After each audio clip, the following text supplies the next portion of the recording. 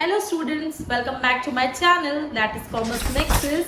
Today is my second day of my mercantile law और business regulatory framework. जैसा कि मैंने आपको लास्ट वीडियो में अपने mercantile law या business law या business regulatory framework के बारे में बताया था कि बहुत important होता है, चाहे आप BCom में पढ़िए, चाहे आप law में पढ़िए, चाहे आप कहीं पे भी कॉम्पिटिशन्स में भी इसका इस्तेमाल होता है।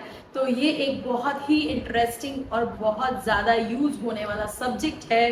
तो मैंने इसमें आपको इंडियन कॉन्ट्रैक्ट एक्ट के बारे में बताया था। वैसे तो बहुत सारे एक्ट इसमें आते हैं, लेकिन फिलहाल हम इंडियन कॉन्ट्रैक्ट एक्ट पे चल रहे हैं और हम अभी उसी को कवर कर रहे हैं और उसी से रिलेटेड वीडियोस आपको रोज देती रहूंगी। अगर आपको कोई डाउट होता है तो आप मुझसे पूछ भी सकते हैं, मुझसे क्वेरीज भी कर सकते हैं, मुझे आप चाहे तो कमेंट शेयर कर सकते हैं, अपनी प्रॉब्लम शेयर कर सकते हैं। तो आज मैं आपको थोड़ा सा इंडियन कॉन्ट्रैक्ट, क्योंकि मैंने आपको कॉन्ट्रैक्ट के बारे में बताया था कि कॉन्ट्रैक्ट होता क्या, तो मैंने आपको उसके की नोट्स और थोड़ा सा एग्रीमेंट के बारे में बताया था, उसके बेसिक्स बताए थे। इस वीडियो में मैं आपको इंडियन कॉन्ट्रैक्ट एक्ट कहाँ से हुआ, इसकी थोड़ी सी हिस्ट्री बताऊंगी, किस पे बेस्ड है, फिर कैसे हम कॉन्ट्रैक्ट को देखते हैं, कॉन्ट्रैक्ट के एसेंशियल्स क्या है जो उसको वैलिड बनाते हैं। जैसे कि आपको पता है कॉन्ट्रैक्ट भी कई तरह के होते हैं, जैसे वॉइड होता है, वॉइडेबल होता है, वैलिड होता है। तो क्या कारण है कि कॉन्ट्रैक्ट वॉइड होगा, कब वो वैलिड होगा, किस किस एसेंशियल्स की जरूरत पड़ेगी जो उसे वैलिड बनाएगा और कैसे वो वर्डेबल हो जाएगा। तो इसमें मैं आपको टाइप्स ऑफ कॉन्ट्रैक्ट भी बताऊंगी, वैलिड के एसेंशियल्स भी बताऊंगी और कॉन्ट्रैक्ट कब वॉइड होगा, एग्रीमेंट कब वॉइड होगा, ये सारी चीज़ें भी थोड़ा थोड़ा मैं उसके बारे में आपको बहुत सारी चीज़ें बताऊंगी। तो आज का जो हमारा वीडियो है वो है इंडियन कॉन्ट्रैक्ट एक्ट 1872, जिसमें कि मैंने आपका फर्स्ट चैप्टर कवर कर रही हूँ, दैट इज कॉन्ट्रैक्ट। जैसा कि आप देख रहे हैं हिस्ट्री, जैसे मैंने आपको बताया कि मैं आपको इंडियन कॉन्ट्रैक्ट एक्ट के बारे में थोड़ी सी हिस्ट्री बताऊंगी। जैसा कि देखा जाए तो ये कॉन्ट्रैक्ट एक्ट जो था वो फॉर्म तो किया गया था 1866 में बाय थर्ड लॉ कमीशन के द्वारा, लेकिन इसका जो इनैक्टमेंट है, यानी कह सकते हैं जो ये मेनली पास हुआ, वो हुआ अप्रैल 25, 1872 को, और फिर इसको जाना गया इंडियन कॉन्ट्रैक्ट एक्ट 1872 के नाम से। तो मेनली हम इसको बोलते हैं इंडियन कॉन्ट्रैक्ट एक्ट 1872। और मेनली किस पे बेस्ड है, तो जैसे मैंने आपको बताया कि मेनली ये जो लॉ है ये कहीं ना कहीं इंग्लिश से ही फॉर्म हो रहा है और जो हमारे पुराने लॉज हैं उन्हीं पे कहीं ना कहीं बेस्ड है। तो मेनली हमारा जो इंडियन मर्केंटाइल लॉ है वो इंग्लिश मर्केंटाइल लॉ पे ही बेस्ड माना जाता है। तो ये थोड़ी सी ब्रीफ कह सकते हैं, ब्रीफ क्या एक समरी हिस्ट्री थी जो आपको जानना जरूरी था। अब मैं आप इसको बताऊंगी कि कॉन्ट्रैक्ट क्या होता है। जैसे मैंने आपको लास्ट वीडियो में बताया था कि कॉन्ट्रैक्ट का पहला स्टेप होता है ऑफर। ऑफर का मतलब होता है प्रपोजल, यानी कि जब हम किसी को कोई चीज करने के लिए ऑफर भेजते हैं और फिर उसका एक्सेप्टेंस आता है, फिर दोनों मिला के एग्रीमेंट करते हैं, फिर उस एग्रीमेंट को जब हम कोर्ट में इन्फोर्सेबल कर सकते हैं तो वो कॉन्ट्रैक्ट बन जाता है। तो ऐसा कह सकते हैं, जैसे मान लीजिए कि किसी लड़की को शादी का रिश्ता आया, दैट इज कॉल्ड ऑफर। भाई लड़के वालों ने रिश्ता भेजा लड़की के लिए, फिर ऑफर आया, लड़की वालों को लगा कि ठीक है भाई सब कुछ जांच पड़ताल कर ली जाए। जब लड़के के बारे में सब कुछ पता चल गया, सब कुछ ठीक निकला, तो ऑब्वियस है उनका एक्सेप्टेंस आ गया लड़की वालों का। तो ऑफर लड़के वालों की तरफ से आया, लड़की वालों की तरफ से सब कुछ सही होने पर एक्सेप्टेंस हुआ, दोनों मिला करके एंगेजमेंट हुई, दैट इज कॉल्ड एग्रीमेंट। लेकिन अभी फाइनल शादी नहीं हुई। तो शादी नहीं हुई तो इसका मतलब है कि अभी कॉन्ट्रैक्ट नहीं बना, क्योंकि कई बार एंगेजमेंट ब्रेक भी हो जाती है। जैसा कि आप देखते हैं कई बार कोई प्रॉब्लम आने पर या कुछ चीजें इंटरनल पता चलने पर शादी ब्रेक भी हो जाती है। तो जब फाइनल शादी हो जाती है तो वो एक कॉन्ट्रैक्ट बन जाता है और वो आपको देखा जाए तो अब तो हिंदू मैरिज एक्ट में आपको अपनी शादी में रजिस्टर्ड करानी पड़ती है। तो इससे ये हो जाता है कि वो एक कॉन्ट्रैक्ट के फॉर्म में आ जाती है। तो ऑफर इज कॉल्ड प्रपोजल, जो दिया गया, अगली पार्टी ने उसको एक्सेप्ट किया, अगर उसको सब कुछ सही लगा, उसने सब कुछ ठोक बजा के देखा कि लड़के में कोई खोट नहीं है, लड़की भी सही है, परिवार अच्छा है, तो इंगेजमेंट होती है, दैट इज कॉल्ड एग्रीमेंट बना। लेकिन एग्रीमेंट इज नॉट कॉल्ड शादी, वो शादी नहीं होती है। तो जब उस पर शादी हो जाती है तो वो लॉ का इन्फोर्सिबिलिटी आ जाता है, दैट इज कॉल्ड कॉन्ट्रैक्ट। तो शादी को एक कॉन्ट्रैक्ट मान लेते हैं। तो इस तरह से मैंने आपको एक एग्जाम्पल बताया जिससे कि आपके दिमाग में एकदम अच्छे से ये पूरा कंटेंट घुस जाएगा। तो अब मैं आपको थोड़ा सा कॉन्ट्रैक्ट की डेफिनेशन, उसका सेक्शन और उसके वैलिड एसेंशियल्स के बारे में बताऊं। अब मैं आपको बताऊंगी कॉन्ट्रैक्ट। कॉन्ट्रैक्ट होता क्या है और इसका सेक्शन क्या है। तो देखा जाए contract according to section 2H, contract is an agreement. Contract बना है एक एग्रीमेंट से। जैसे मैंने आपको बताया कि कॉन्ट्रैक्ट जो है वो 3 स्टेप बाद आता है।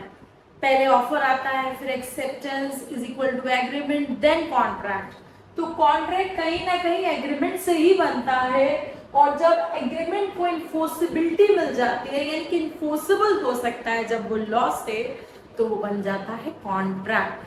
कहने का आसान शब्दों में कहा जाए कि जब हम एग्रीमेंट पे लॉ का ठप्पा लगा देते हैं तो वो बन जाता है contract.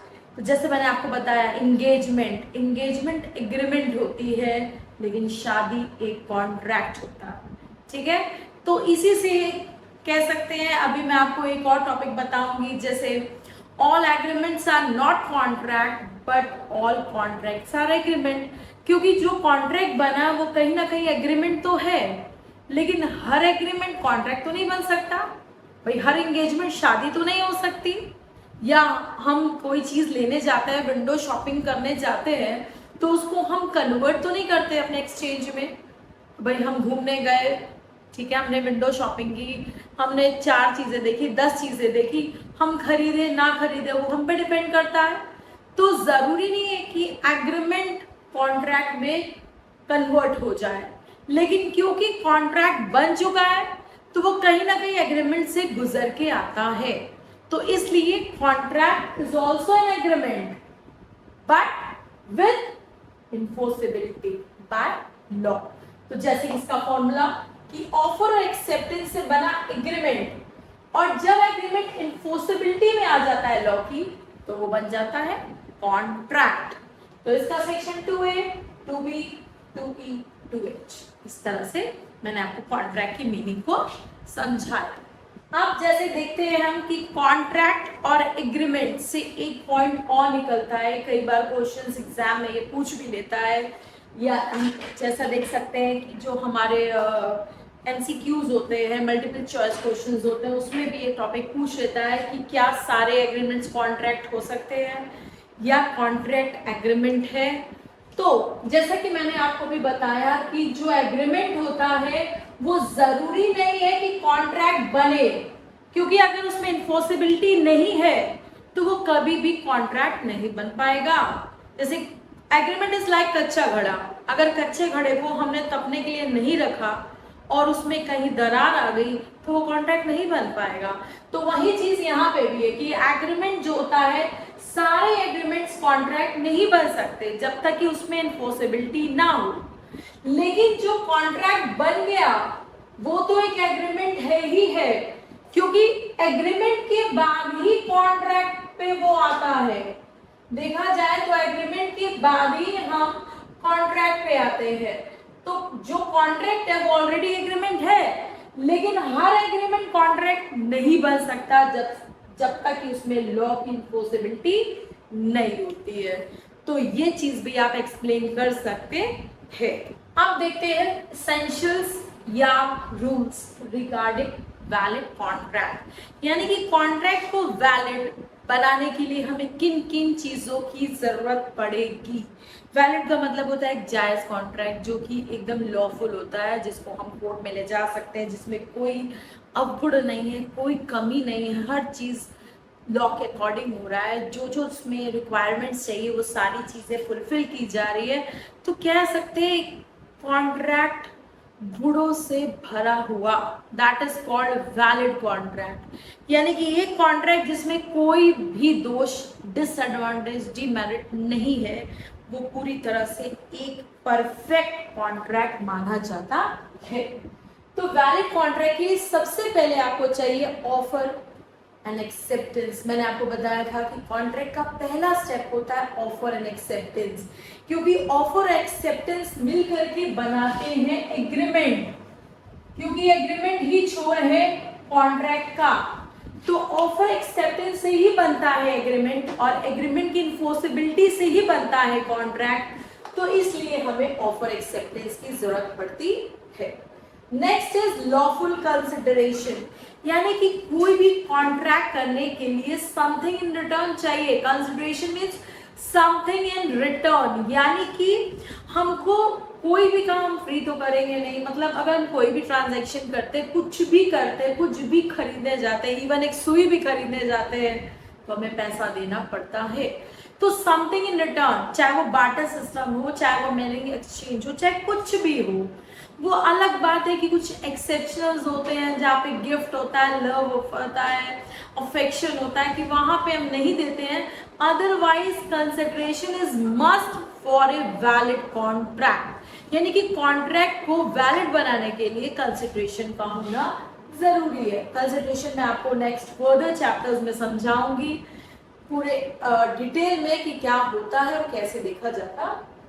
Next is capacity to contract, यानी कि लोगों के अंदर वो क्षमता होनी चाहिए, वो कैपेबिलिटी होनी चाहिए कि वो क्या एबल है कॉन्ट्रैक्ट करने के लिए या नहीं। जैसे कह सकते हैं कि भाई माइनर, एक माइनर जो 18 साल से कम होता है, अगर हम उसके साथ कोई कॉन्ट्रैक्ट करते हैं तो वो इनिशियली वॉइड माना जाता है। दैट इज कॉल्ड, लॉ की लैंग्वेज कहते हैं वॉइड एब इनिशियो, यानी कि वो जन्म से ही खारिज। आपको पता है कि 18 साल से बच्चे से की शादी कर दी जाए तो वो शादी मान्य नहीं होती है। यानी कि माइनर के साथ किया गया कोई भी कॉन्ट्रैक्ट कभी भी वैलिड नहीं हो सकता है, वो इनिशियली वॉइड होता है। तो वो होता है कैपेसिटी। तो कैपेसिटी में हम तीन चीजों को देख सकते हैं, एक माइनर को देख सकते हैं, एक हम देख सकते हैं ऐसा व्यक्ति जो कि दिमाग से साउंड नहीं है, जो कि थोड़ा सा इडियट है, थोड़ा सा लुनाटिक है, ड्रंकर्ड है, शराबी है, पीने वाला है, दिमाग उसका काम नहीं करता है, या कम दिमाग का व्यक्ति है। तो ऐसे लोग को सोचने समझने की शक्ति कम होती है और वो किसी भी चीज में धोखे में आ सकते हैं, उनके साथ धोखा किया जा सकता है, इसलिए ऐसे लोगों को कैपेसिटेटेड नहीं माना जाता है। और तीसरा है डिस्क्वालिफाइड बाय एनी लॉ, यानी कि हमारे दुश्मन देश के व्यक्ति हो, यानी कि हमारे एलियन एनिमीज हो, कोई एम्बेसडर्स हो, कोई फॉरेन नेशन का व्यक्ति आया हो, या कोई कन्विक्ट हो, जेल में हो, तो ऐसे लोगों से भी हम कोई कॉन्ट्रैक्ट नहीं कर सकते हैं। That is capacity. ये भी मैं आपको फर्दर चैप्टर्स में समझाऊंगी। नेक्स्ट आते हैं फ्री कंसेंट, यानी कि वैलिड कॉन्ट्रैक्ट के लिए आपका कंसेंट एकदम फ्री होना चाहिए। It means you are totally free, no burden, no harassment, nothing at all, यानी कि आपके ऊपर एकदम ही कोई दबाव ना हो, कोई धमकी ना हो, आप बंदूक की नोक पे कोई काम ना कर रहे हो, इस तरह की डराव, धमकाव, फ्रॉड, कोइजन्स, अंडर इन्फ्लुएंस, मिसरिप्रेजेंटेशंस, इस तरह का कोई भी हथकंडा आपके साथ ना अपनाया गया हो, यानी कि आपका कंसेंट जो है टोटली फ्री हो, एकदम यू आर फ्री। तो ये भी आपके फर्दर चैप्टर्स में आपको अच्छे से समझाया जाएगा। नेक्स्ट है लीगल रिलेशनशिप। कॉन्ट्रैक्ट के लिए ये जरूरी है कि एक लीगल रिलेशनशिप होना चाहिए। ये नहीं है कि हम आम रिश्तों को भी कॉन्ट्रैक्ट मतलब कोर्ट में लेके जा रहे हैं, दोस्त दोस्त आपस में लड़ रहे हैं। अब वो अलग बात है कि मर्डर कर दे या बहुत बड़ा सीरियस क्राइम कर दे तो वो बात अलग होती है। अदरवाइज हम छोटे छोटे नोक झोंक, दोस्ती यारी, माँ बाप, भाई बहन के झगड़ों को कोर्ट में नहीं ले जाते हैं, इसलिए जरूरी होता है कि लीगल रिलेशनशिप का होना। नेक्स्ट इज लॉफुल ऑब्जेक्ट, यानी कि जो जिस चीज के हम कॉन्ट्रैक्ट कर रहे हो वो कोई ऐसा बड़ा कांड ना कर दे, भाई किसी को मारने का कॉन्ट्रैक्ट देना, कहीं किसी मॉन्यूमेंट को बम से उड़ाने का कॉन्ट्रैक्ट नहीं होना चाहिए। तो इस तरह के हथकंडे वाला काम ना हो, आप चीज खरीद रहे हैं, पैसा दे रहे हैं, आप कोई सर्विस ले रहे हैं, पैसा दे रहे हैं, सिंपल ऑब्जेक्ट हो, जब ऑब्जेक्ट लॉफुल कह सकते होगा तो ही वो वैलिड माना जाए। Next is not expressly declared void. अभी मैंने कहा वॉइड, वॉइड का मतलब होता है जिसका जन्म से ही कोई अस्तित्व नहीं, वो खारिज है, वो खत्म है, उसका अस्तित्व ही नहीं है। तो वो पहले से ही जो वर्ड है, अगर हम उसको करेंगे तो वो कभी भी वैलिड नहीं हो सकता है, क्योंकि उसमें तो पहले से ही कीड़ा लगा। अगर हम कीड़े लगे वाले बीए को जैसे मान लीजिए फसल के लिए हम उसको अगर बोते हैं, तो आपको पता है कि वो फसल भी कैसी होगी, क्योंकि उसमें ऑलरेडी कीड़ा लगा हुआ है। नहीं, वर्ड को हम वैलिड बना दें, not possible. Next is possibility of performance, यानी कि हमको ये भी देखना है कि वो चीज वाकई में वो काम कर सकती है। अगर मैं आपसे कहूं कि मैं 1 मिनट में 1 लाख पेजेस लिख सकती हूँ, दैट इज इम्पॉसिबल। ऐसा तो नहीं हो सकता। मैं आपसे कहूँ कि मैं ऐसे आपको चुटकी बजाऊंगी, आपके लिए एक पूरा महल, राजमहल तैयार हो जाएगा, तो ये भी तो पॉसिबल नहीं है। तो कॉन्ट्रैक्ट में जरूरी है पॉसिबिलिटी का होना, क्या वो चीज हो सकती है। तो ये दिमाग खोल के चेक करना कि क्या वो ये काम कर सकता है, क्या जो चीज हम ले रहे हैं वो हमारा मोटो फुलफिल कर सकता है, तो वो पॉसिबिलिटी उसके अंदर होनी चाहिए। Next is legal formalities. जैसा कि आप जानते हैं कि कॉन्ट्रैक्ट करने के लिए, एग्रीमेंट करने के लिए थोड़ी लीगल फॉर्मेलिटीज करनी पड़ती है, रजिस्ट्रेशन करना पड़ता है, थोड़े चार्जेस देने पड़ते हैं। मैंने आपको कहा कि अब हिंदू मैरिज एक्ट में हमको अपनी शादी भी रजिस्टर्ड करानी पड़ती है, तब हम उसके खिलाफ कोर्ट में केस कर सकते हैं, आपस में केस लड़ सकते हैं। तो कानून तो सबूत मांगता है, इसीलिए हमें कुछ फॉर्मेलिटीज को भी पूरा करना पड़ता है।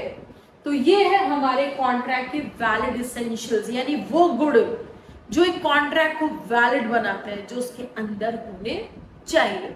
तो अगर आपको ये सारे समझ में आया, कोई डाउट हो तो आप मुझे कमेंट कर सकते हैं, शेयर कर सकते हैं, कमेंट्स दे सकते हैं। तो अगर आपको मेरा चैनल अच्छा लगा हो, मेरा पढ़ाया अच्छा लगा हो, मेरे नोट्स अच्छे लगे हो, तो please do like and share and subscribe my channel. Thank you.